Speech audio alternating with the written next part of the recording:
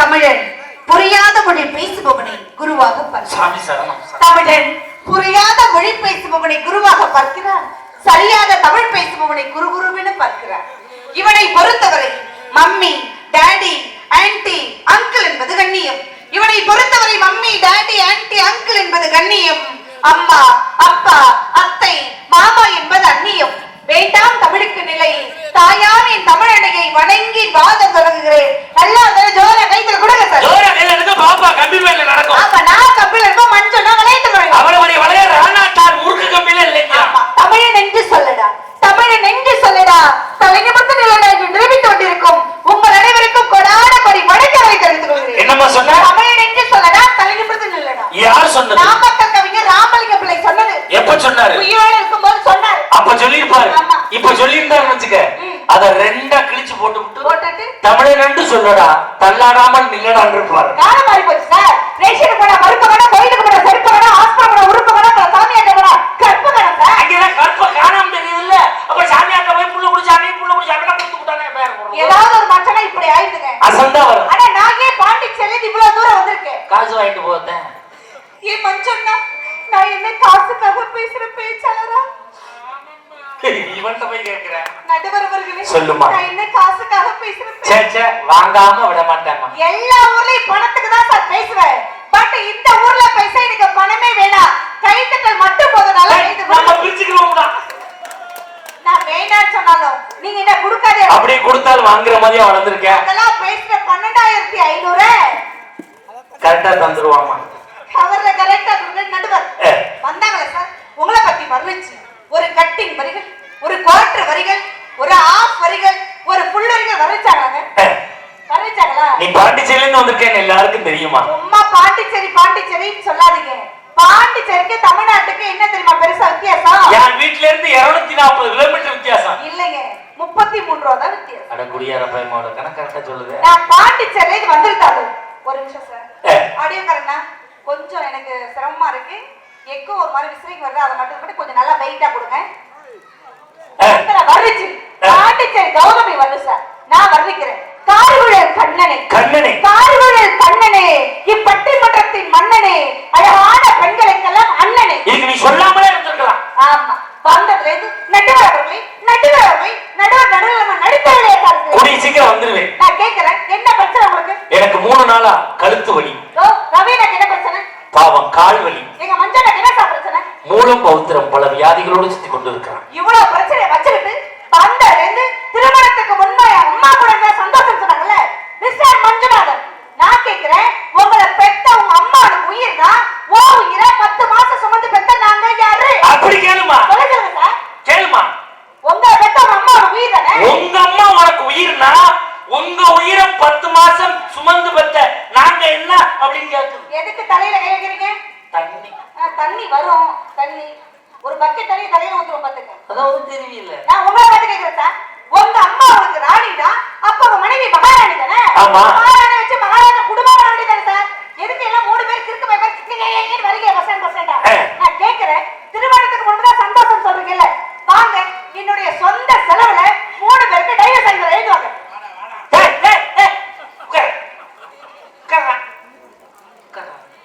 பொம்பளை பொண்ணு எதிர்த்து ஒரு எதுக்கு முடிச்சதுமா?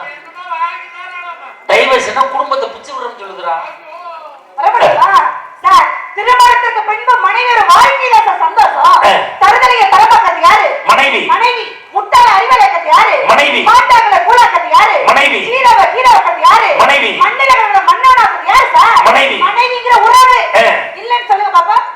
சார் நான் கேக்குறேன், ஒரு காபி பிடிக்குமா டீ பிடிக்குமா? காபி. கார சட்னி பிடிக்குமா தேங்காய் சட்னி பிடிக்குமா? தேங்காய் சட்னி. பழையது பிடிக்குமா பிரியாணி பிடிக்குமா? பழையது. வேட்டி சட்டை பிடிக்குமா ஜீன்ஸ் சட்டை பிடிக்குமா? Jeans pant. மனைவி பிடிக்குமா தங்கச்சி பிடிக்குமா? மனைவியோட தங்கச்சி. ஹலோ பதட்டத்துல சொல்லிட்டேன். மனைவியோட தங்கச்சி. இப்ப சார் மனைவியை காதலிச்சா அவ பாசத்தை வீசுவா, அவ தங்கச்சியை காதலிச்சா பாத்திரத்தை வீசா. ஞாபகம் வச்சுக்கீங்க. அந்த பாத்திரத்தோட போய் குடும்பம் நடத்திடுவோம் நாங்க வீட்டுல. கண்ணாடி மனைவி ஒண்ணு. நீங்க சிரிச்சா நாங்க சிரிப்போம், நீங்க அழுதா நாங்க அழுவோம், நீங்க அடிச்சா நாங்க அடிப்போம் சார். நாங்க முத்தம் கொடுத்தா அது மட்டும் கிட்ட மாட்டீங்க. அடிக்கிற கை தானே சார் அடைக்கும். அத மட்டும் சொல்லாதம்மா. நேத்து அம்மா என்கிட்ட சொல்றேன், அடிக்கிற கை தாண்டா அணைக்குங்கிறேன். அவன் சொல்றான், அப்ப யாப்ப எங்க டீச்சர் அடிக்குது அணைக்கவே மாட்டேங்குது அப்படின்னு கேட்கறான். என் பொண்டாட்டி சொல்ற அப்பனுக்கு புள்ள தப்பாம பிறந்திருக்கான், இவனை மாதிரியே கிரிமினலா இருக்கிறான் பிடிக்கிறாம்மா. சார் நான் கேக்குறேன், நேத்து உங்களுக்கு சம்பளம் எவ்வளவு ரூபாய்? 25,000 ரூபாய். 25,000 ரூபாய். நான் கேக்குறேன், நேரா வீட்டுக்கு போய் மனைவிக்கு முத்தம் கொடுப்பீங்களா? நீங்க வாங்கின சம்பளம் 25,000 ரூபாய்க்கு முத்தம் கொடுப்பீங்களா சார்? ஓ வேலையை காட்டாமறா. 25,000 ரூபாய் எத்தனை 500 ரூபாய்? 50 50 பேருக்கு கொடுத்தோம்னு வச்சுக்க, 50 பேர் வந்து எந்த ஊர்ல எந்த ஊருக்கு அவங்க வெளுத்துட்றாங்க தெரியுமா?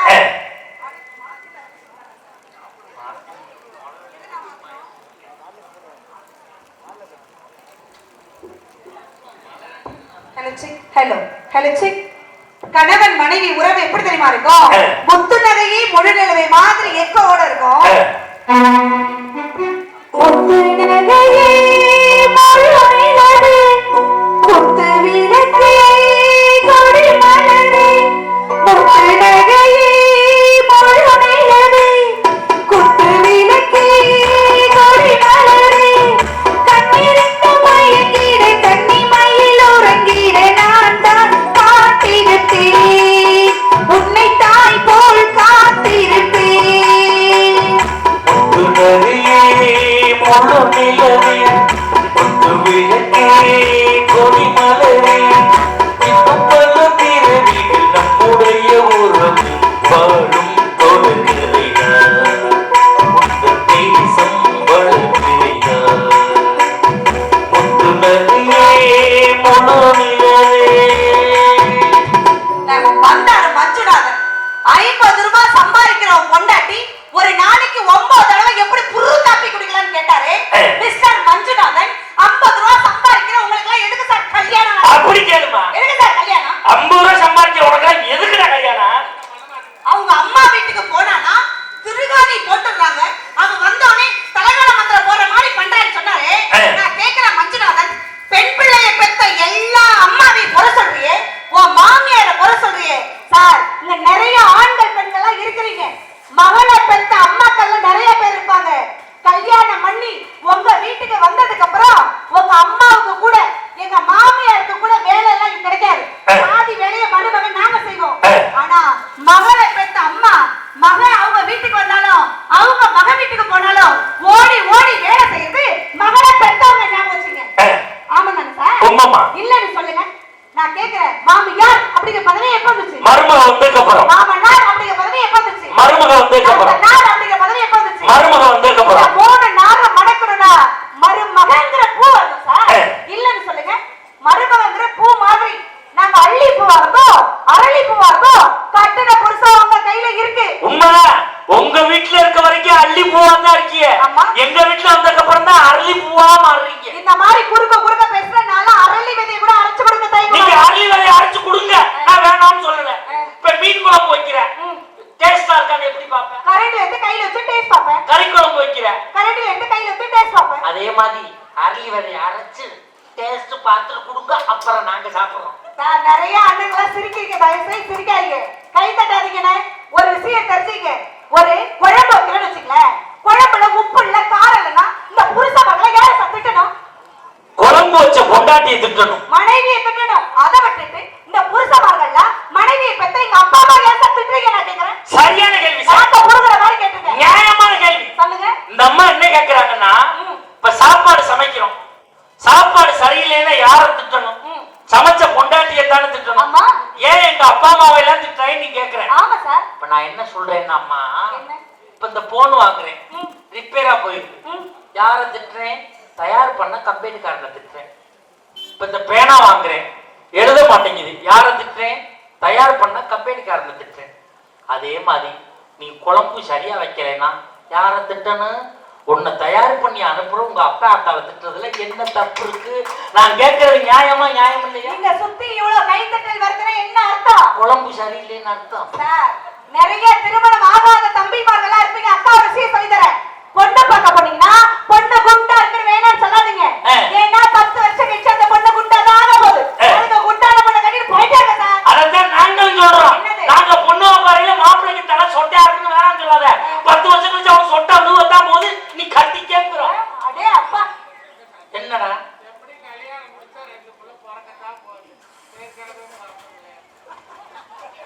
பிறந்த பிள்ளைய தான் நம்ம கல்யாணம் பண்ணணும். வந்ததுல இருந்து மாமியார் மீது மரியாதை இல்ல, மரியாதை மதிக்கலன்னு சொன்னா சார். கௌதமி வச்சு இந்த பேரையில சொல்லாதீங்க. கல்யாணம் ஆகி 13 வருஷம் ஆகுது. இந்த கும்பாபிஷேகம் நடந்த கோயில் முன்னாடி சொல்றேன், 13 வருஷமா இன்ன வரையும் என் மாமனார் மாமியார் கூட்டு குடும்பத்தோட வாழக்கூடிய பொம்பளை பிள்ளை தானே. என் மாமியார் எனக்கு ரொம்ப பிடிக்கும். மாமியார் ரொம்ப பிடிக்குமா? ரொம்ப பிடிக்கும் சார். உன் மாமியார பிடிக்கும், துண்டை போட்டு தாண்டு.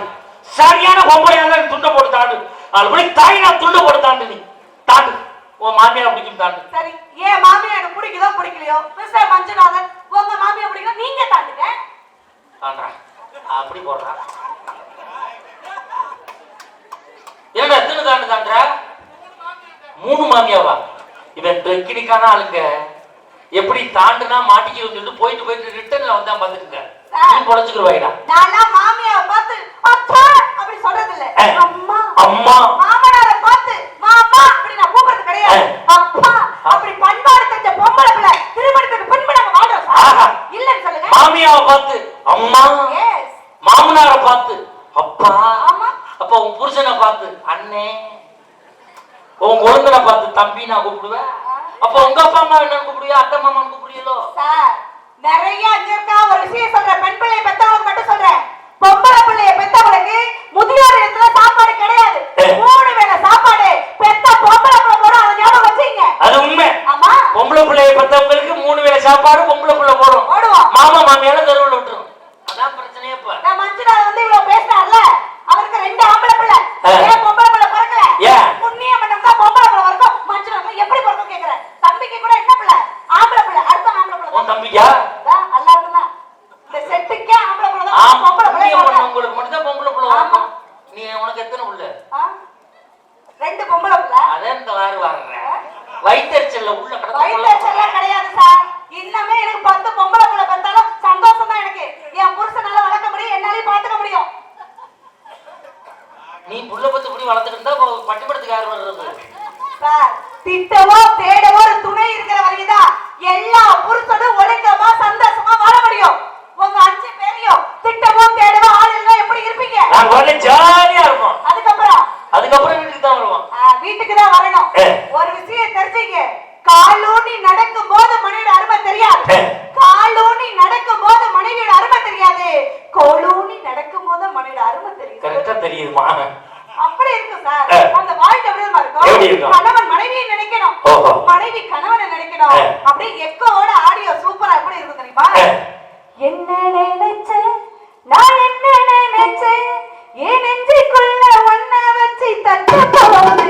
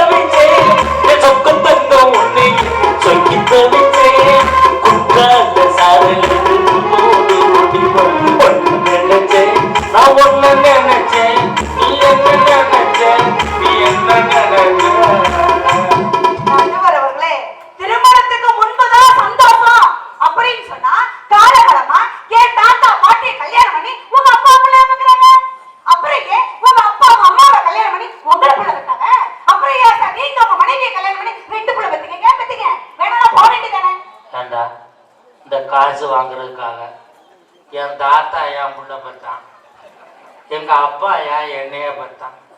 நான் யார் 2 புள்ள பெற்ற அளவுக்கு கொண்டாந்து விட்டீராங்க. கட்டின மனைவி சிக்கனமா இல்லையா? அவங்க அம்மா சிக்கனமா இருந்தாங்களா? எங்களை பார்த்தா சிக்கனம் இல்லாத மாதிரி. மேக்கப் போடுறீங்கல்ல சார், எங்களை பார்த்தா மேக்கப் போட மாட்டீங்களா? 2 பேர் மேக்கப் போடல இல்ல கேக்குற 2 பேர் மேக்கப் போடல. இது மூஞ்சி கழிட்டு வந்து 2 பேரும் உட்காருவா. நேரம் இல்லைன்னு பாத்துக்கிட்டீங்கன்னா எனக்கும் நேரம் இல்லைன்னா நானும் விட்டுட்டு போறேன். சார் சிக்கனமா நாங்க இருக்கோம்னு ப்ரூவ் பண்ணவா? ப்ரூவ் பண்ணிட்டா உங்க சம்பளத்தை இந்த ஊர் கோயில் உண்டில போட்டு நீங்க போயிட்டே இருக்கீங்களா? ப்ரூவ் பண்ணலன்னா ஏன் சம்பளத்தை இந்த ஊர் கோயில் உண்டியல் போட்டு நான் போயிட்டு இருக்கேன். வருஷம் நம்ம பட்டிமன்றம் உண்டு. ஏன் உண்டியல் காசு வந்துரும்ல. இப்ப நான் கேக்குறேன், பெண்கள் கண்ணிமைக்கு மேல போடுற ஐலைனர் எவ்வளவு ரூபாய்? கண்ணிமைக்கு மேல போடுற ஐலைனர் உங்களுக்கு தெரியாது. மஞ்சள்னா 725 ரூபாய். 725 ரூபாய் ஒரு வருஷத்துக்கு யூஸ் பண்றோம் சார். இந்த அம்மா பேச்ச கேக்குற புருஷன் உழைக்கிறீங்கல்ல, நீங்க குடிக்கிற குவார்டர் எவ்வளவு ரூபாய்? எவ்வளவு ரூபாய் சார்? என்ன குடிக்கிறீங்க? 310 ரூபாய். 310 ரூபாய் போட்டு டஸ்மார் பீஸ். என்னது டஸ்மார் பீஸ் சொல்றேன். டப்பா போட்டு கொடுப்பாங்களோ? நான் கேக்குறேன், பெண்கள் நாங்க கண்ணிமைக்கு மேல போற ஐலைனர் 725 ரூபாய் போட்டு வாங்குறோம் சார்.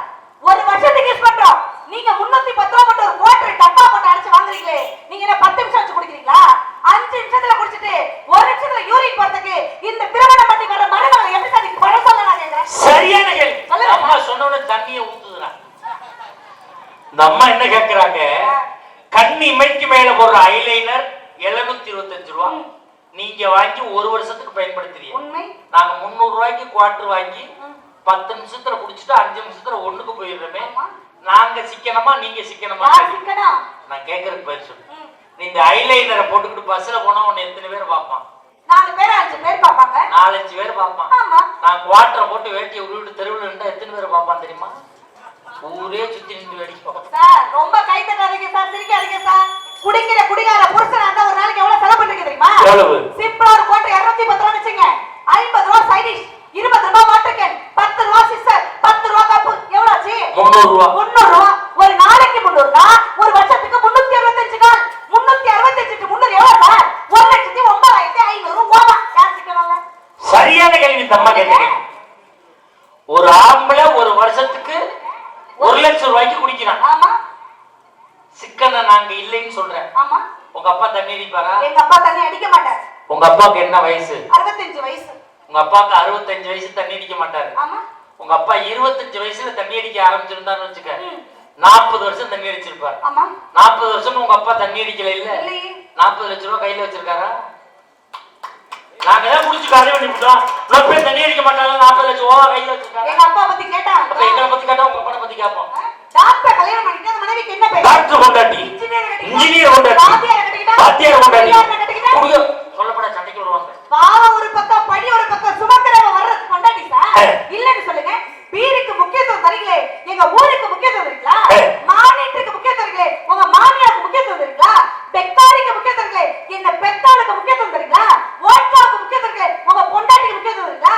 நெப்போலியனுக்கு முக்கியத்துவம் தரீங்களே, நெருங்கிய உறவுக்கு முக்கியத்துவம் தரீங்களா? ஏன் சார் டைமண்டுக்கு முக்கியத்துவம் தரீங்களே, 3 பேர் டைமுக்கு வீட்டுக்கு போறீங்களா சார்? நீ நகைக்கு முக்கியத்துவம் தரீங்க, உன் நாத்தனாக்கு முக்கியத்துவம் தரியா? நீ சாக்கியாருக்கு முக்கியத்துவம் தரியா? ஏன் சாய் ஜனத்துக்கு முக்கியத்துவம் தரியா? நீ கொலுசுக்கு முக்கியத்துவம் தரியா? உன் கொலுசியாருக்கு முக்கியத்துவம் தரியா? நீ செருப்புக்கு முக்கியத்துவம் தரியா? உன்னை சேர்த்து வச்சவனுக்கு முக்கியத்துவம் தரியா? இப்ப என்ன நான் கொடுக்கல முக்கியம்? என்ன முக்கியத்துவம் கொடுக்குறீங்க? ஏன் சார் புருஷனாலே நாங்க முக்கியத்துவம் கொடுக்கறோம் சார். சைக்கிள்ல வர புருஷன் பைக்ல வர மாட்டாரா? பைக்ல வர புருஷன் கார்ல வர மாட்டாரா? கார்ல வர புருஷன் ஏரோப்ளேன்ல போக மாட்டாரா? நினைக்கிற மனைவிங்க பாரு. ஏரோப்ளேன்ல போற புருஷன் வெடிச்சு விழுந்து 1 கோடி வாங்கி தர மாட்டானா? அதுவும் நினைக்கிறேன் நீங்க. அண்ணா சிரிக்காதீங்க. இன்சூரன்ஸ் போட்டதுனால சிரிக்கிறாங்க. அப்பெல்லாம் கிடையாது சார். கிட்னி போனா கூட கிட்னி கொடுத்து காப்பாத்துறது யாரு? நீ சட்டினி ஒழுங்கா வச்சே ஏன் கிட்னி போகுது? சார் உங்களுக்கு சோகம் வரும்பொழுது, உங்களுக்கு கஷ்டம் வரும்போது, உங்களுடைய பிசினஸ்ல நட்டமாகும் போது ஒரு கப்பு குவார்டர் அடிக்கிறத விட அதை அடிக்கிறதுக்கு முன்னாடி மனைவி நினைக்க சார். குடிக்கணுங்கிற எண்ணம் கூட வராது சார்.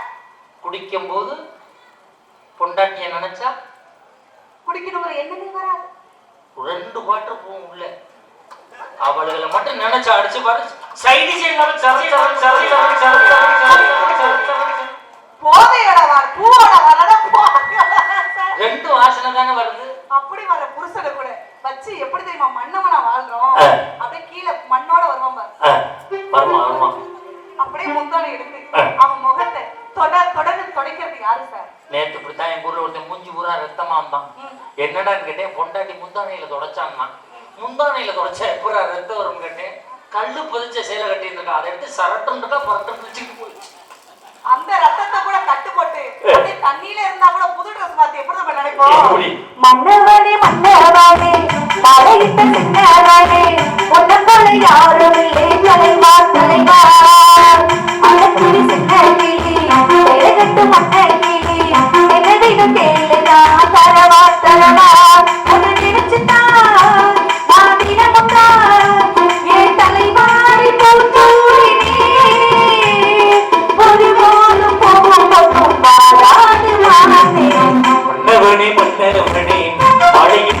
ஆண்டவனே உடம்புல யாரும் இல்லை தலைவா தலைவா. சார், பூமியில பிறந்த ஒவ்வொரு பெண்ணும் வாழ்க்கைய வெறுக்க எங்கள்கிட்ட 1000 காரணம் இருக்கு. மஞ்சுநாதனோட வாழ்றதெல்லாம் பின்னாடி இருக்க மரத்துல தூக்க மாட்டு சவன் நினைப்போம். நான் அண்ணன் கூட வாழ்றதெல்லாம் ட்ரெயின்ல விழுந்து சவன் நினைப்போம். ஆனா ஒவ்வொரு பெண்ணும் இந்த பூமியில வாழ காரணம் என்ன தெரியுமா? என்ன? நாங்க பெத்தறிந்த புள்ளதான் சார் காரணம். இது ஒண்ணு சொல்லுதுல, நான் எப்பவோ செத்துருப்பேன்டா, உங்களுக்காக தான் நான் உசுர வச்சுக்கிட்டு இருக்கேன். பிள்ளைய பார்த்து எங்க ஊர்ல ஒரு அம்மா 6 வருஷமா சொல்லுது, நான் எப்பவோ செத்துருப்பேன்டா, உங்களுக்காக தான் அந்த உசுர வச்சுக்கிட்டு இருக்கேன்னு. அதுக்கப்புறம் 2 புள்ள வளர்ந்துருக்கு.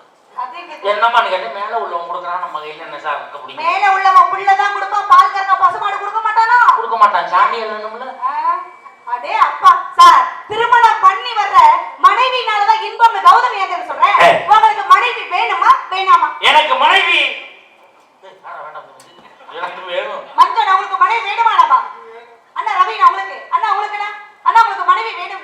ஏய் புதுசா வச்சறதா உட்கார. இந்த பட்டிமன்றம் கேட்கிற எந்த திருமணமான ஆண்களாவது எனக்கு மனைவி வேணாம் அப்படின்னு சொல்ற ஆண்கள் தான் கை தூக்குங்க சார். எங்க அப்பா வீட்டுல இருந்து வளையகாப்புக்கு போட்ட 4 பவுன் வளையல் கட்டி கொடுத்து போயிட்டே இருக்க சார். யாரும் தூக்க மாட்டாங்க, தூக்க மாட்டாங்க. அவர் 2 கையை தூக்குறாரு சார். எது? அவரு 2 கையை அவரா தூக்கல, தூக்க சொல்லு. வேணான்னு யாருமே சொல்ல முடியாது. ஏன்?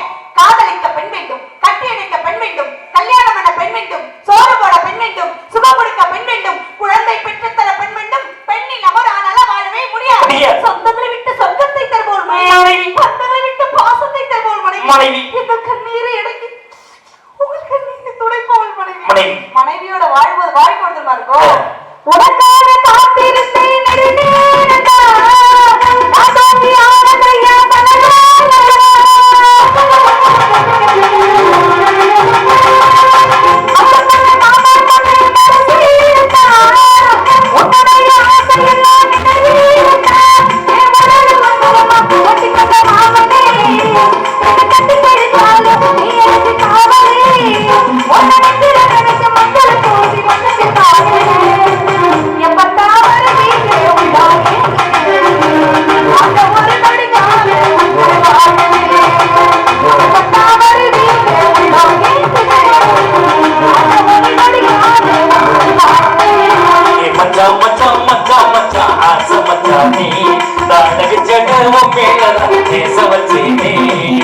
நிறைவா இப்படி சொல்றேன் சார். ஆண்களுடைய லைஃப் நல்லா இருக்குன்னா வைஃப் கூட வாழணும் சார். கோயிலுக்கு போய் நீங்க எல்லாம் ஓம் ஓம்னு சொல்றதை விட மனைவி கிட்ட நீங்க ஆம் ஆம்னு சொல்லுங்க சார். தேவதை மாதிரி மனைவி கிடைக்கலன்னு எந்த கணவன்மார்களும் ஃபீல் பண்ணாதீங்க. ஏன் தெரியுமா? கிடைச்ச மனைவியை தேவதையா வச்சு பாருங்க சார். நான் பெரிய மீச வச்ச ஆம்பளை அப்படின்னு காலையில ஸ்கூலுக்கு பிள்ளைக்கு வெங்காயம் அரிஞ்சு கொடுக்கும் போது அரிஞ்சு கொடுங்கன்னு கேட்ட டைலாக்லாம் பேசாதீங்க. ஏன் தெரியுமா? ஆண்மைனா என்ன தெரியுங்களா? மனைவிக்கு குழந்தை கொடுப்பதல் ஆண்மை, மனைவிக்கு குழந்தை கொடுப்பதல் ஆண்மை, தன் மனைவியை குழந்தையாக பார்த்துக் கொள்வதல் ஆண்மை சார். இந்த பூமியை 3 விஷயத்தை மையம் கொண்டது சார். ஒன்று படைத்தல், ஒன்று காத்தல், ஒன்று அழித்தல்.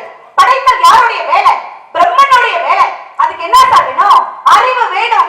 அறிவு யாருகிட்ட இருக்கு? சரஸ்வதிகிட்ட இருக்கு. அடுத்தது காத்தல் யாருடைய வேலை? திருமாலுடைய வேலை. அதுக்கு என்ன சார் வேணும்? செல்வம் வேணும். செல்வம் யாருகிட்ட இருக்கு? சரஸ்வதி இருக்கு. அடுத்தது அழித்தல் யாருடைய வேலை? சிவபெருமானுடைய வேலை. அதுக்கு என்ன சார் வேணும்? சக்தி வேணும். சக்தி யாருகிட்ட இருக்கு? பராசக்தி கிட்ட இருக்கு. ஆண்டவனே குடும்ப மகிழ்ச்சி காரணம் மனிதனுடைய மகிழ்ச்சி திருமணத்துக்கு முன்புதான் அகில உலகத்தையும் கட்டின மனைவிக்கு ஒப்படைச்சு போகும்போது நீங்களே இந்த ஊருக்காரங்க ஒப்படைச்சு போகல. சக்தி இல்லையே சிவன் இல்லை. சிவபெருமான் கூட தன் உடல்ல பாதிய மனைவிக்கு கொடுத்தா சார். நீங்க கொடுத்துட்டு போங்க சார். நான் கேட்டேன் என் பொண்டாட்டிக்கிட்ட, உடம்புல பாதி உனக்கு வேணுமான்னு கேட்டேன். இந்த பாதி வேணா இந்த பாதியை கொடுங்க. அங்கதான் இதயம் இருக்கு, அதுக்காக அங்கதான் பாக்கெட் இருக்கு, அதனால அந்த பக்கத்தை கேட்க. அப்பெல்லாம் இல்ல சார். அம்மாவை இழந்தா அவனுக்கு அநாதன் பேரு, அப்பாவை இழந்தா அவனுக்கு குருடன் பேரு, ஆனா மனைவியை இழந்தா அவனுக்கு நடைப்பினம்னு பேரு சார். திருமணத்துக்கு முன்பு உங்க அம்மா கூட இருக்கும் போது அந்த மகிழ்ச்சி எந்த அளவுக்கு நிறைவு வரும் தெரியாது சார். ஒரு குழந்தைக்கு அப்பா அப்படி உங்களை கூப்பிட ஒரு ஜீவன் வேணும் சார். செத்து கிடக்குறீங்கன்னு வச்சுங்களேன், தலையில அடிச்சுட்டு அழுவத்துக்கு ஒரு உறவு வேணும், வயிற்றுல அடிச்சுட்டு உறவு வேணும், காலில் நின்று அழுவத்துக்கு ஒரு உறவு வேணும். அந்த உறவுலாம் வரணும்னா திருமணத்துக்கு பின்பு ஒரு உறவு வரணும் சார். இல்லன்னு சொல்லுங்க.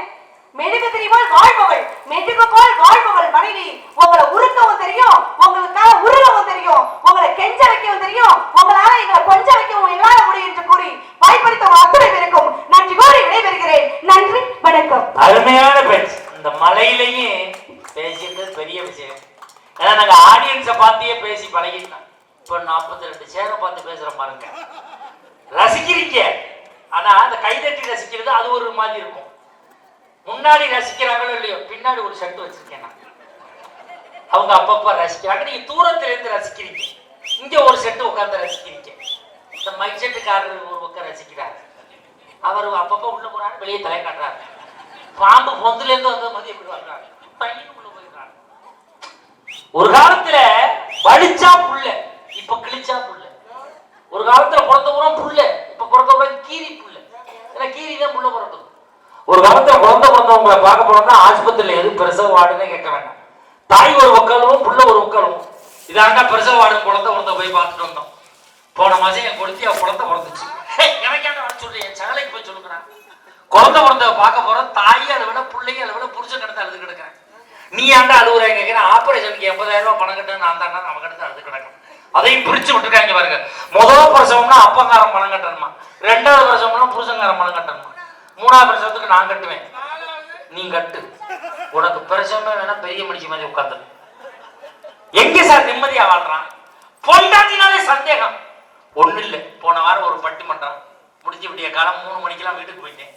காலிங் பெல் அடிச்சு என் பொண்டாட்டி கதவை திறந்தான். பாவம் தூக்கத்துல வந்து திறக்கிறாளே, சிரிச்சு வைப்போம்னு அவ கதவை திறந்த உடனே அப்படின்னு என்னையெல்லாம் பார்த்தா சிரிப்பா தான் இருக்குன்னு போய் படுத்துட்டான். மறுநாளும் அதே நேரத்துக்கு பட்டிமன்றம் முடிச்சு போறேன். காலிங் பெல் அடிச்ச கதவை திறந்தான். வேற சிரிச்சா திட்டுறாளே, சிரிக்கப்படாதுன்னு இப்படியே நின்று என்னைய பார்த்தா சிரிப்பியா, அந்த அவளை பார்த்தா சிரிப்பேன். இப்படியே காலம் முடிக்க திறந்து வச்சுக்க, அவளை பார்த்து சிரிச்சிருக்கு. சந்தேக புத்தி. நான் நிறைய பேச வேண்டியிருக்கேன், அடுத்து கூப்பிடுன்னு சொல்லியிருக்காங்க, அப்ப பேசுவோம். இந்த அணியினுடைய நிறைவு பேச்சாளர், மன நிறைவான பேச்சாளர், வாங்க தம்பி, பெரும்புலவர் கோப்பாக்க அம்மா ரவிக்குமார்.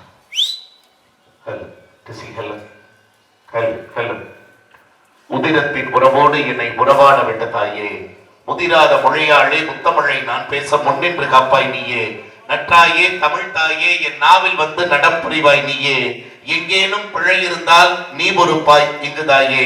தமிழுக்கும் தமிழர்களுக்கும் என் சிறந்தாழ்ந்த வணக்கங்களை சொல்லி ஒரு நல்ல கைதட்டல் கொடுங்கல்ல. அங்க பாருங்கண்ணே, பொதுவா தெய்வங்கள் தான் கருவறையில் இருக்கும்பாங்க. ஆனா நம்ம சந்தை தானம் பட்டியல தெய்வத்திற்கு இணையா கருவறையிலே நிறைந்திருக்கிறார்கள் பாருங்க அத்தனை பெருமக்களும். உண்மையிலே ரொம்ப பெருமையா இருக்கு. இந்த பாருங்க, இவ்வளவு அழகா உட்கார்ந்து அருமையா கோயில்ல உட்கார்ந்து ரசிக்கிறாங்க. போன வாரம் ஒரு ஊருக்கு போய் இதே மாதிரி மழை வந்து கோயில்ல உட்கார்ந்து ரசிச்சு பட்டிமன்றம் முடிக்கிற எனக்கு 5001 பைசல். என்ன உண்டியில் ஒருத்தன் கையை விட்டுக்கிட்டே இருக்கான், நான் உள்ள உட்கார்ந்து குச்சியை விட்டு இருந்து வேலை பார்த்துட்டு வந்திருக்கான். எல்லாரும் கை தட்ட நேரத்துல குச்சி கேட்டிருக்காங்க. ஆனா இந்த நேரத்துல அது ஒருத்தர் திருப்பி உண்டியல் பத்திரமான்னு பார்த்துக்கிட்டு இருக்காரு. ஆனா உண்மையிலுமே ரொம்ப மகிழ்ச்சியா இருக்குண்ணே. அண்ணன் சொல்லக்கூடிய ஒவ்வொரு நகைச்சுவைக்கும் அவ்வளவு அழகான ஆரவாரமான, அங்க பாருங்கண்ணே, ஒரு காலத்துல அங்க பாருங்க, கொஞ்ச நேரத்துக்கு முன்னாடி வரைக்கும் அன்னதானத்தை உணவு சுவைத்தார்கள். ஆனால் இன்றைக்கு அற்புதமான அண்ணனுடைய நகைச்சுவை அறிவு தானத்தை அங்கிருந்து சுவைச்சுக்கிட்டு இருக்காங்க. அப்படின்னா அது ரொம்ப ஒரு பெருமையான விஷயம். இந்த விழா ஏற்பாடு செஞ்ச பெருமக்களுக்கு ஒரு நல்ல கைதட்டல் கொடுக்கும். உண்மையிலுமே நல்ல மழையில் கூட நல்ல தமிழை நகைச்சுவையை ரசிக்கக்கூடிய மக்கள் நம் சந்தை தானம் பட்டியலே இருக்கிறார்கள் என்பதுதான் பெருமையான பெருமை. உண்மையிலுமே நடுவர் அவர்கள் இவ்வளவு நேரம் வந்து பேசுறாங்க. என்ன சிறப்பு தெரியுமா? சொல்லுங்க. ஒரு கும்பாபிஷேகம் மண்டலாபிஷேகத்துக்கு 15ஆம் நாள் இந்த பட்டிமன்றத்தை ஏற்பாடு பண்ணியிருக்காங்க. இப்ப மழை பெய்யுது அப்படின்னு சொல்லி அதை தடை பண்ணிட்டாங்கன்னு வச்சுங்க, அந்த தடை தொட்டு வந்துகிட்டே இருக்கும். அதனால அதை வந்து நடத்தி முடிக்கணுங்கிறது ஐதீகம், அதான் முறை. அதை சிறப்பா செய்யறாங்க. இதுல என்னென்ன நீங்க சொன்ன மாதிரி யார பாராட்டுன்னு தெரியாத அளவுக்கு அவ்வளவு அழகு. அண்ணா நான் ஒரு விஷயம் சொல்றேன், நீங்க வந்து ஆரம்பத்துல அவ்வளவு தூரம் கேட்டீங்க, அவங்க அவ்வளவு பதில் சொன்னாங்க. எனக்கு என்னன்னா, நான் உங்க தம்பி, ஆமா உங்ககிட்ட ஒரே ஒரு கேள்வியோட கேளுப்பா. அவங்க அத்தனை கேள்வி கேட்டாங்கல்ல, வருங்களேன், பிளாஸ்டிக் தண்ணி குடிச்சிட்டு சிரிக்க முடியாம செஞ்சுட்டு இருக்காங்க. அவங்க கொஞ்சம் எடுத்து துப்புவாங்க. ஒரே ஒரு கேள்வி உங்க தம்பி நான் கேட்டுக்கிறேன், கேளுப்பா. நீங்க தயவு செய்து எனக்கா பதில் சொல்லுங்க. சொர்க்கத்துக்கு போகணும்னா என்னென்ன செய்யணும்? சொர்க்கத்துக்கு போகணும்னா தர்மம் பண்ணணும், புண்ணியம் பண்ணணும், கட்டின மனைவியில கண்களுக்காக பாத்துக்க. மனைவியே மனைவிகளா? அவங்க மனைவிகளை தான். இவன் என்னவோ சொல்றாங்க,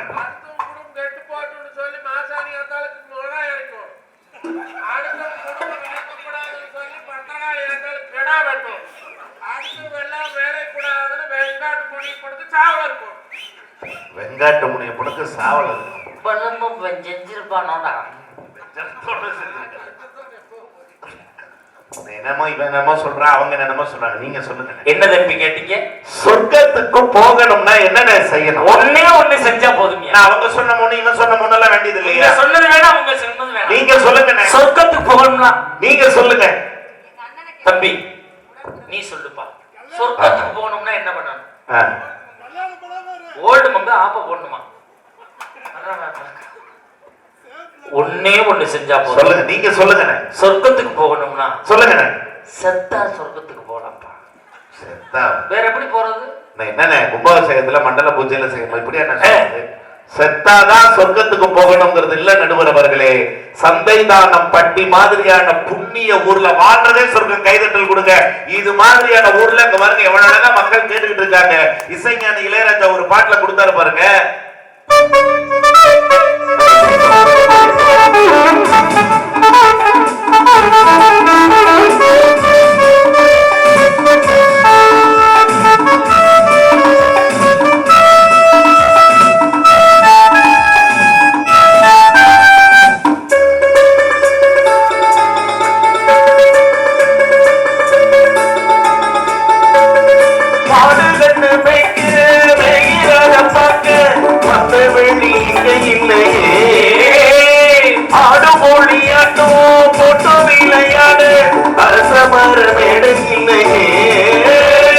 காடரட்டு போட்டி கட்டவட்டி ஓட்டி கடப்பட வழி இல்லையே. ஓடி வந்து கொடுத்து முக்கி முக்கி கொடுத்து ஆட ஒரு ஓட இல்லையே. இது ஒரு என்ன ஒரு நம்ம ஒரு ரொம்ப மேல அடமோடுது பல காரு பின்னாட பரப்பாரு போற போல ஒரு பேரு சொர்க்கமே என்றாரோ அது துணையுற போல வருமா? அது என்னாடு என்றாலோ அது தமிழ்நாட்டு கீழாகுமா? பரதேசம் முழுதும் பேசும் மொழிகள் தமிழ் மொழி விடுமா? சொர்க்கமே என்றாலோ அது நம்மூர போல வருமா? அது என்னாடு என்றாலோ அது தமிழ்நாட்டு கீழாகுமா? இசை கலைஞர்களுக்கு ஒரு நல்ல கைதட்டல் கொடுங்க. எவ்வளவு அழகா அண்ணே நிறைய சொன்னாங்களே. ஆனா உங்க பெருமையை தம்பியாகட்டும் அவங்கள்ட்ட ஒரு வார்த்தை சொன்னாங்களா? இல்லையப்பா. தேவகோட்டை மகாராஜன்னா யாரு? ஊருக்குள்ள அவருக்கு என்ன பேரு? தேவகோட்டை மகாராஜன்னா யாரு? ஊருக்குள்ள அவருக்கு என்னங்க பேரு? தேவகோட்டை மகாராஜன்னா யாரு? விழாக்குழு கவனத்திற்கு இப்படி பதறிட்டாங்கன்னா டீ கொடுக்கணும்னு அர்த்தம்.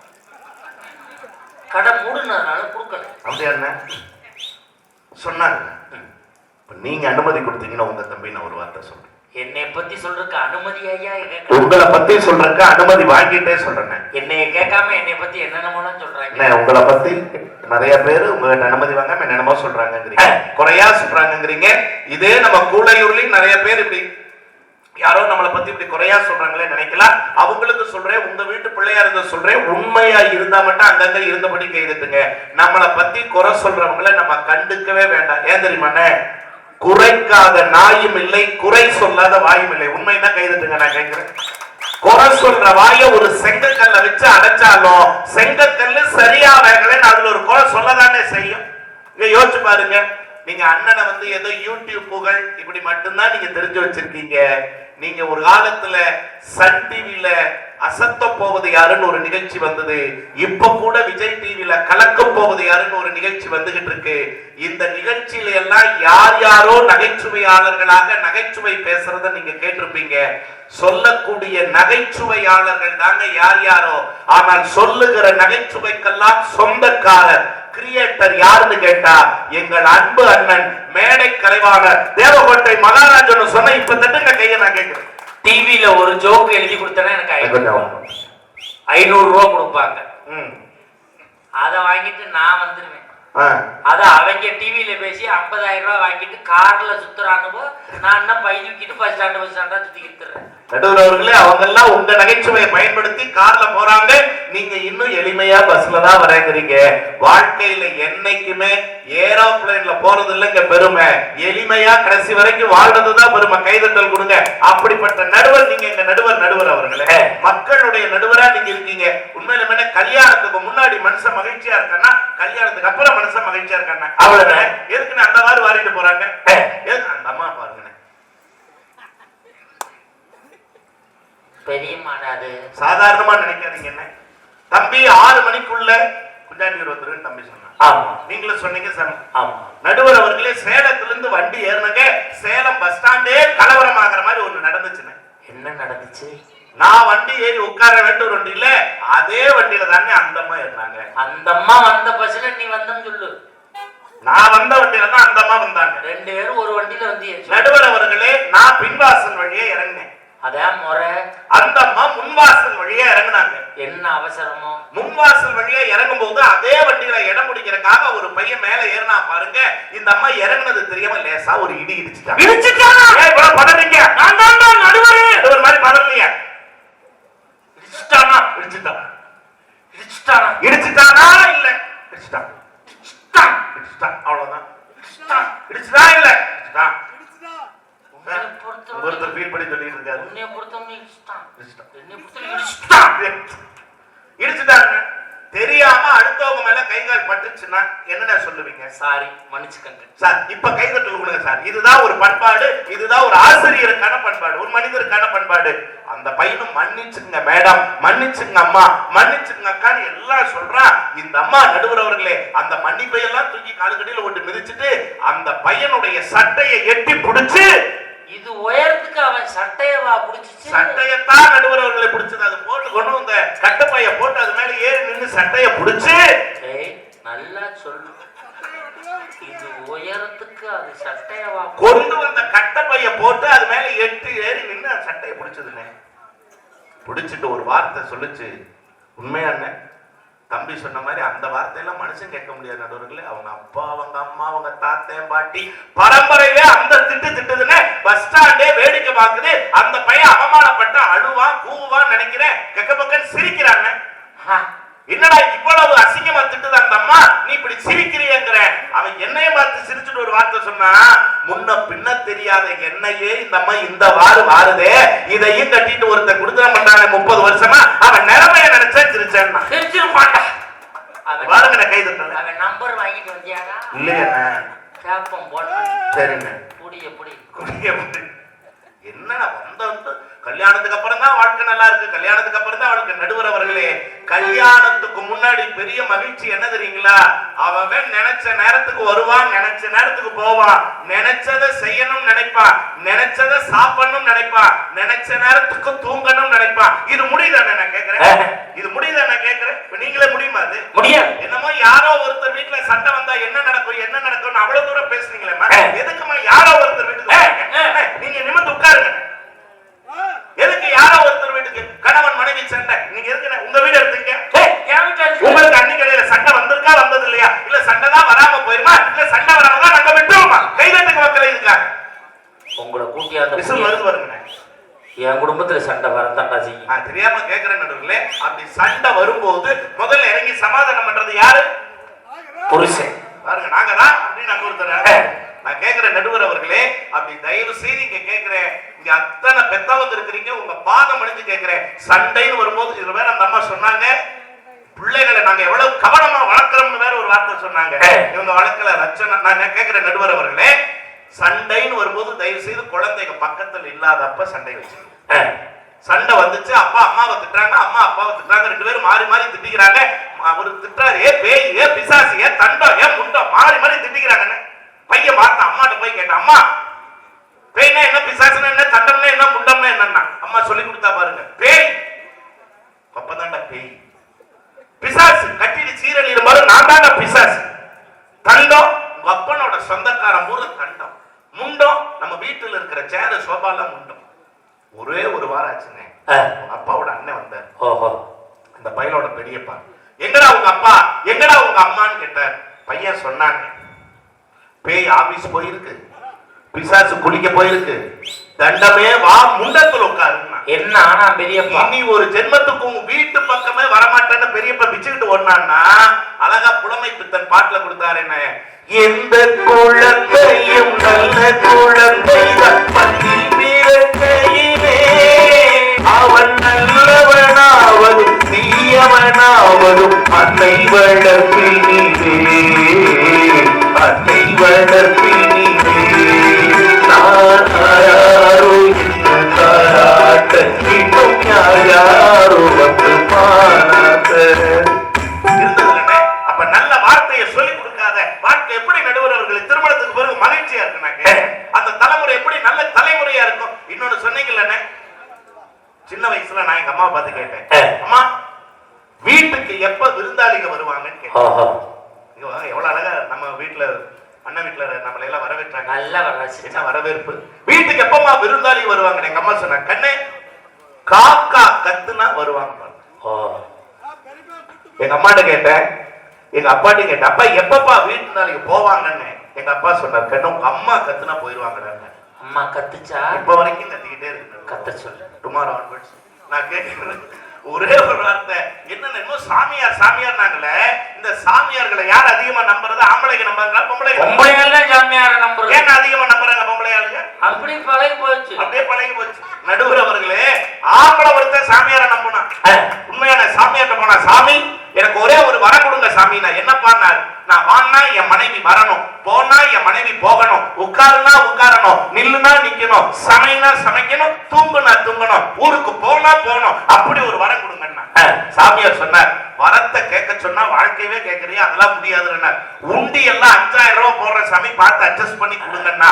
5000 இல்லடா 5 லட்சம் போட்டாலும் முடியாதுன்னாரு சாமி. ஏன் சாமின்னா, அது முடியாம தாண்டா நான் சாமியாரா வந்திருக்கிறேன், ஏன்டா மறுபடியும் என்ன கிளம்ப நடத்துக்கு அனுப்புறேன்னாரு.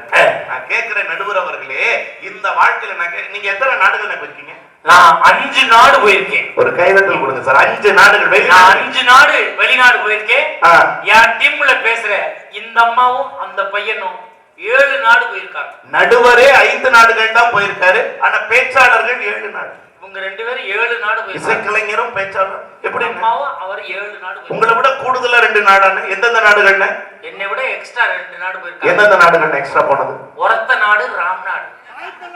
ரெண்டுமே தமிழ்நாடு. பாஸ்போர்ட்டே இல்லடா அவங்க 2 பேருக்கு. என் டீம்ல உள்ளவனை எப்படி வெளிநாடு கடத்தாம விட மாட்டேன். நல்லா கேட்டுக்கிட்டு இருக்காங்க ஐயா. 5 நாடுகளுக்கு போனேன்னு அண்ணன் சொன்னாங்க. கடந்த ஆண்டு நாங்க அப்படியே அணியினோம், அப்படியே மலேசியா போனோம். மலேசியால நிகழ்ச்சி முடிஞ்சோன்னு நீங்க எப்படி நம்ம கிராமத்துல எங்களை அழகா உபசரிச்சு வரவேற்றீங்களோ, அதே மாதிரி நிகழ்ச்சி முடிஞ்சோன்னு சாப்பாடுங்க. இந்த மாதிரி பெரிய மேடை அளவுக்கு ஒரு சாப்பாட்டு மேசை, பெரிய நட்சத்திர விடுதி, அண்ணனை கொண்டு வந்து உட்கார வச்சு ரொம்ப சிறப்பு பண்ணி எல்லாருக்கும் வேணுங்கிறத சாப்பிடுங்கன்னு சொல்லிட்டு அண்ணன்ட்ட ஒரு வார்த்தை கேட்டார் அந்த அமைப்பாளர். மகாராஜன் சார், உங்களுக்கு என்ன ரொம்ப விரும்பி சாப்பிடுவீங்க அப்படிங்கும் போது இவர் சொன்ன வார்த்தை என்ன தெரியுங்களா? அவர் ஏதோ பெரிய பெரிய உணவுகள், ஆசிய உணவுகள், சீன உணவுகள், ஐரோப்பா உணவுகள் அதாவது சாப்பிடுவீங்கன்னு வந்தா இவர் சொன்ன வார்த்தை என்ன வார்த்தை தெரியுங்களா? பழைய கஞ்சி கிடைக்குமான்னு கேட்டார்.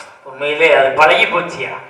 நடுவர் அவர்களே, எவ்வளவு உயரத்துக்கு போனாலும் என் கால்கள் தரையில் தான் இருக்குங்கிற எளிமையை நீங்க அங்க சொன்னீங்கல்ல, எனக்கு என்ன மகிழ்ச்சி தெரியுமானே.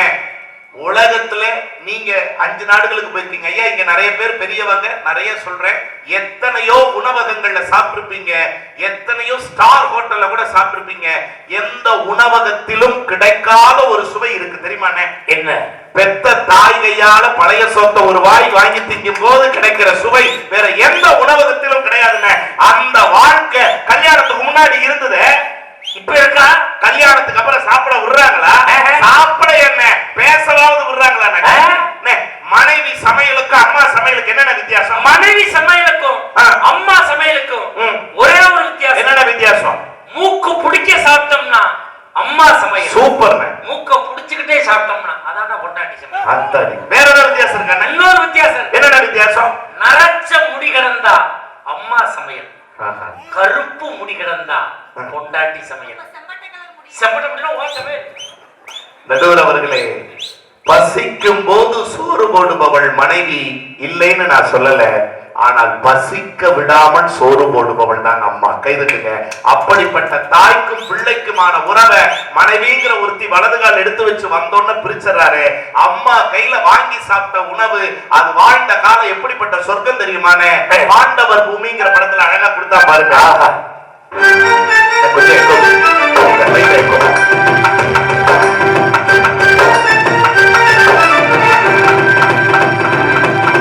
பல்லை மூட்டி பிடிசோற்றில் ஆயில் கொடுக்க பசி மருத்துவம் ஒற்றை கண்ணில் அடிபட்டால் 10 கண்ணிலும் வலிரண்டோம். பள்ளி கூட போனதில்லை பாசம் என்னும் தோளொன்றை பேதத்தை நாக்கும் சொன்னதில்லை. எங்கள் கதை போல் வேறொன்றை கண்களும் அழுதிட பழகவில்லை. கவலைகள் இதுவரை முளைத்ததில்லை. கவலைகள் இதுவரை முளைத்ததில்லை. கருப்பா சிவப்பா அறிந்ததில்லை. சேகரித்து வைப்பதற்கு தேவை என்று எதுவும் இல்லை. இறைவனுக்கும் எங்களுக்கும் இறைவனிகள் இருந்ததில்லை. நிலவுகள் கூடி குழந்தை வாழ்ந்தது அது ஒரு பொற்காலம். அவரவர் வாழ்க்கையில் 1000 மாற்றங்கள் நினைந்திட திரும்பிடும் ஏற்றங்கள். அது ஒரு அழகிய நிலக்காலம் கனவில் அடிக்கடி உலா போகும். அது ஒரு அழகிய நிலக்காலம் கனவில் அடிக்கடி உலா போகும். நிலவுகள் கூடி பூமியில் வாழ்ந்தது அது ஒரு பொற்காலம். அவரவர் வாழ்க்கையில் 1000 மாற்றங்கள் திரும்பிடும் ஏற்றங்கள். நடுவர் அவர்களே, இப்படி வாழ்ந்த வாழ்க்கை தாங்க திருமணத்திற்கு முன்பான வாழ்க்கை. 2 செய்தி நடுவர் அவர்களை சொல்லி நிறைவு பண்றேன். இந்த உலகத்துல பிரிக்கவே முடியாதுன்னு இருந்த உறவு என்ன தெரியுமாண்ணே? பிரிக்கவே முடியாத உறவு அண்ணன் தம்பி உறவுன்னு. நீங்க யோசிச்சு பாருங்க. பாபுன்னு ஒரு திரைப்படம் வரும், பழைய படம். அந்த படத்துல அண்ணனுக்கும் தம்பிக்கும் இடையில பிரச்சனை வர்ற மாதிரி மனைவியினால தம்பியோட பொண்டாட்டி தூண்டி விட்டுருவா. பஞ்சாயத்து வரும். உங்களை மாதிரி பெரியவங்க நடுவுல உட்கார்ந்து இருப்பாங்க. எப்பா அதெல்லாம் கொடுத்துருப்பா அப்படின்னு சொத்தை பிரிச்சு ஒரு மாதிரி பண்ணி விட்டுருவாங்க. அசிங்கம் பண்ணி விட்டுருவாங்க. கேட்க கூடாத கேள்வி எல்லாம் கேட்டுருவா. சிவாஜி கணேசன் சார் அண்ணனை நடிச்சிருப்பாருன்னு. தம்பி பொண்டாட்டியால குடும்பமே பாழாயிடுச்சு அப்படி வருவாருங்க. வந்தோன்னா அம்மா கேப்பா, பெத்த தாய், பஞ்சாயத்துல தம்பி உன்னை ரொம்ப பேசிட்டான் அப்பான்னு கேட்ட போது அந்த அண்ணன் சொன்ன வார்த்தை என்ன தெரியுமானே? விடு ஆத்தா, இன்னொரு பிறவிலையா 2 பேரும் வயிற்றுல பறக்க போறோம். இந்த ஒரு வயசு இந்த தம்பி இன்னைக்கு தானே நம்ம தம்பி தானே திட்டினான்னு ஒரு வார்த்தை சொல்லுவாங்களே. அந்த அண்ணன் தம்பிகளோடு சேர்ந்து வாழ்ந்த வாழ்க்கை கல்யாணத்துக்கு அப்புறம் எத்தனை குடும்பங்கள் என்ன இருக்கு நான் கேட்கிறேன். அழகா நீங்க தர்மத்தின் தலைவன் ஒரு படம் நடுவர் அவர்களே. அண்ணன் தம்பி பாசம்னா என்னங்களுக்கு இன்னைக்கு வரைக்கும் இந்த 4 வரி தான் சாட்சி கொடுங்க.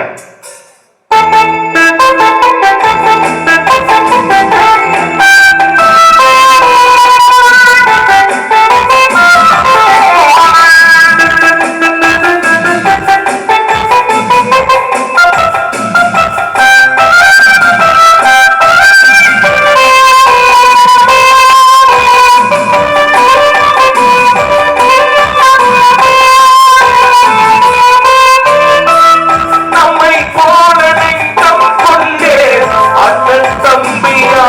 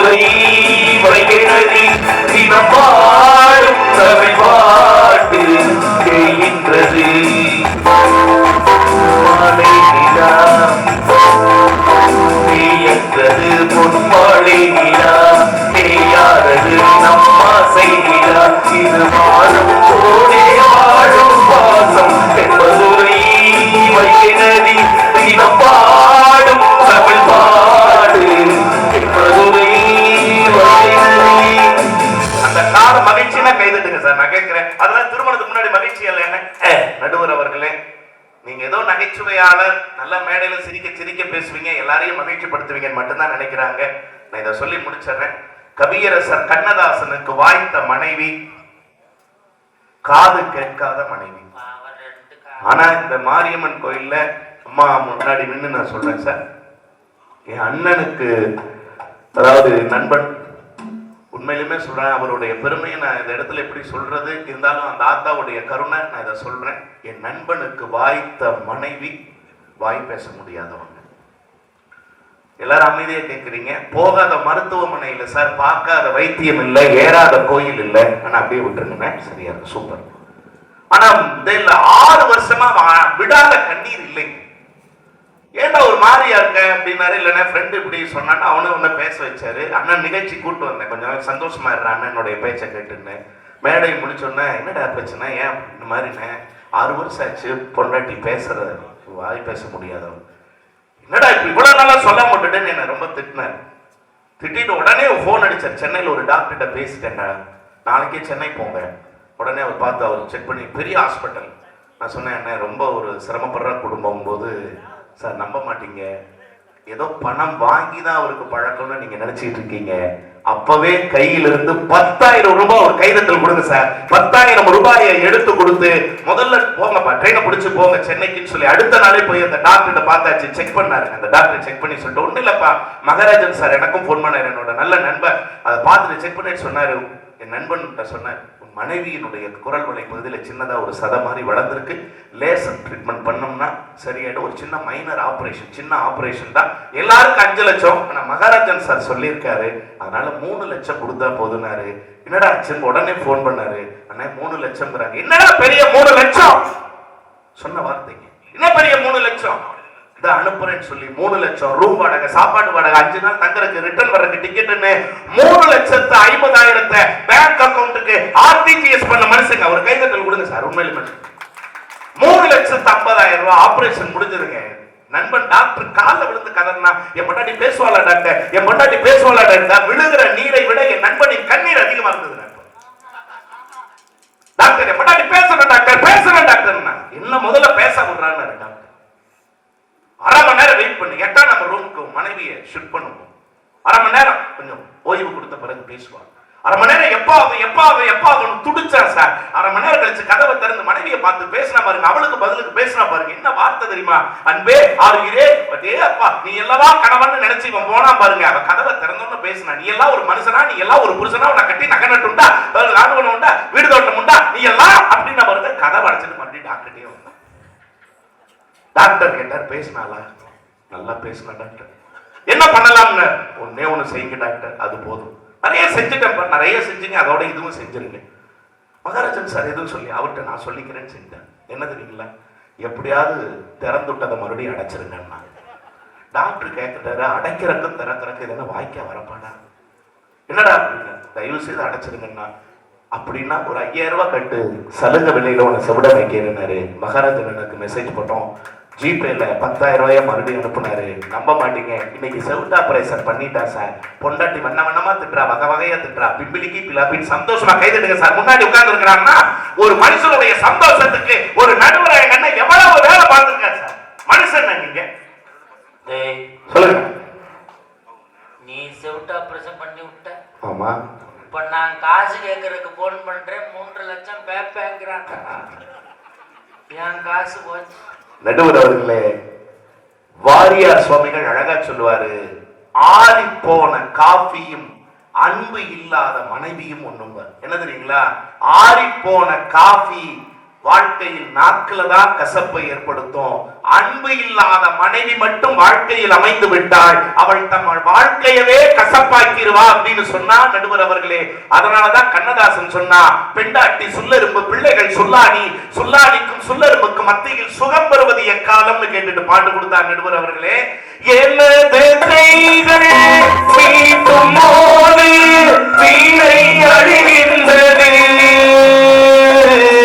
எனது கரங்கள் தழுவும் போது மலரும் சுடுகின்றது. என்ன நினைத்து என்னை தடுத்தார் இறைவன்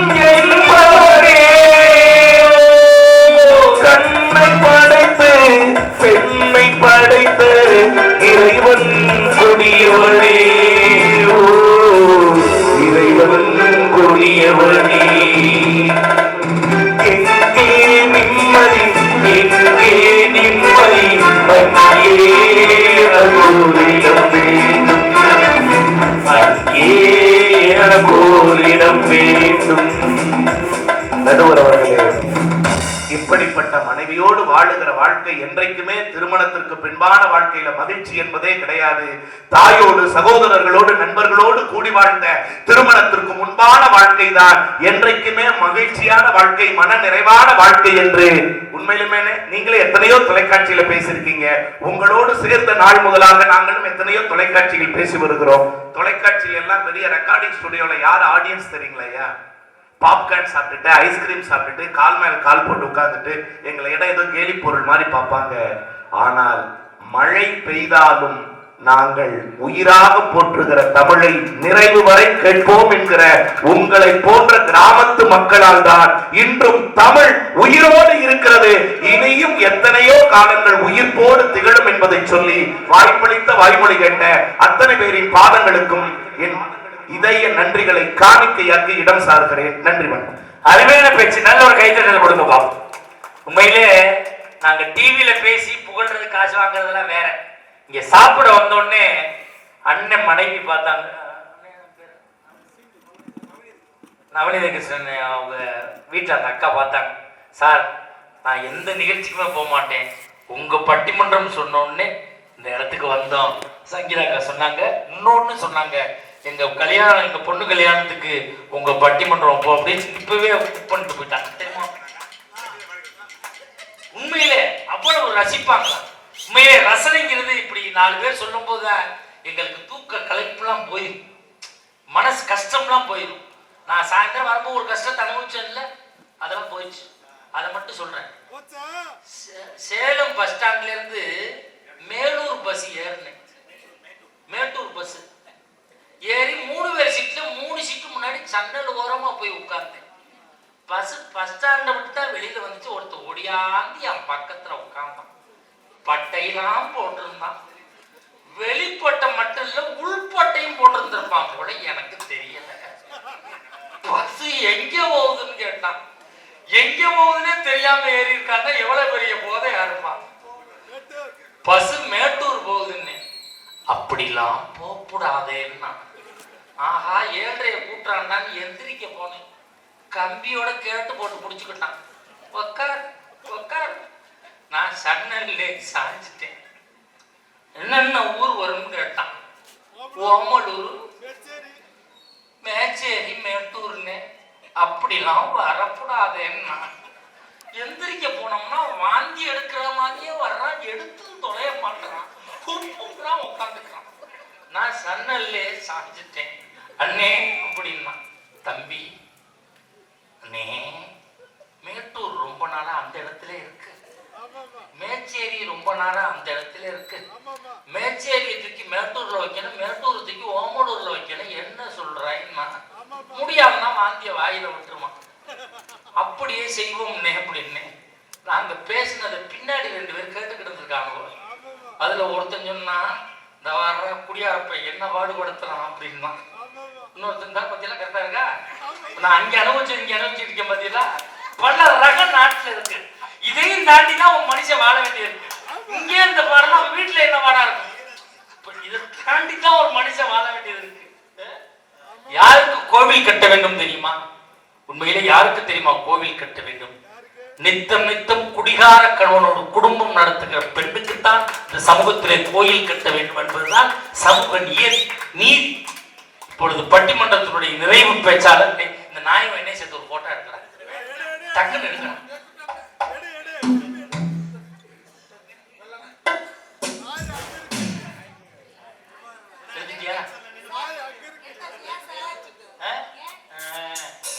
என் பொண்டாட்டி உன் பேச்ச எந்த நாய் கேட்கும்னு கேட்டான். இந்த நாய் கேட்டுச்சுன்னா அந்த நாய்க்கு போய் காட்டணும். நாய் உங்க தலையில இப்பொழுது பட்டிமன்றத்தோட நிறைவு பேச்சாளர், மன நிறைவான பேச்சாளர். ஆமா.